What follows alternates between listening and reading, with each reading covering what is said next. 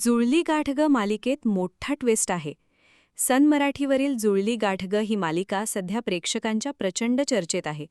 रोज नव्या वळणांनी ही कथा अधिकच रंजक होत चालली आहे.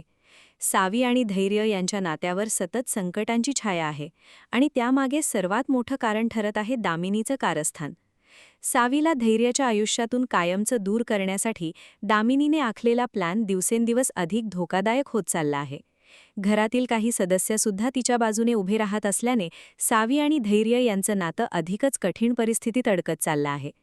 मागील भागात आपण पाहिलं की मोठ्या संकटातून कसाबसा बचाव करून सावी आणि धैर्य पुन्हा घरी परततात. मात्र सावीचे वडील मधुसूदन धैर्यला स्वीकारण्यास स्पष्ट नकार देतात. याच परिस्थितीचा फायदा दामिनी घेत आहे. दरम्यान नुकताच समोर आलेल्या प्रोमोमध्ये एक धक्कादायक घटना पाहायला मिळते. धैर्य आणि सावी देवीसमोर उभं राहून प्रार्थना करत असतात. त्याचवेळी सावीला तिच्या वडिलांचा फोन येतो.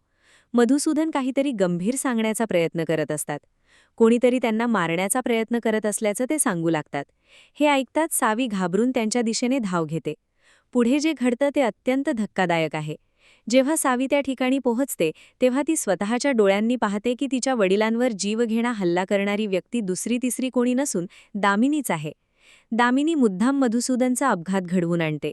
हा सगळा प्रकार पाहून सावी पूर्णपणे हादरते आणि तिला चक्कर येते. ही घटना सावी आणि धैर्य यांच्या नात्यासाठी मोठा टर्निंग पॉइंट ठरणार का? दामिनीचं हे सत्य सगळ्यांसमोर येईल का? आणि सर्वात महत्त्वाचं म्हणजे या घटनेनंतर सावी आणि धैर्य पुन्हा एकत्र येतील की कायमचे वेगळे होतील? या सगळ्या प्रश्नांची उत्तरं मिळणार आहेत येणाऱ्या भागांमध्ये. त्यामुळे जुळली गाठ ग ही मालिका आता आणखी रंगतदार होणार यात शंका नाही. अशाच मालिकांचे ताजे अपडेट्स जाणून घेण्यासाठी मालिका बझ मराठीला आत्ताच सबस्क्राईब करा आणि बेल आयकॉन प्रेस करायला विसरू नका.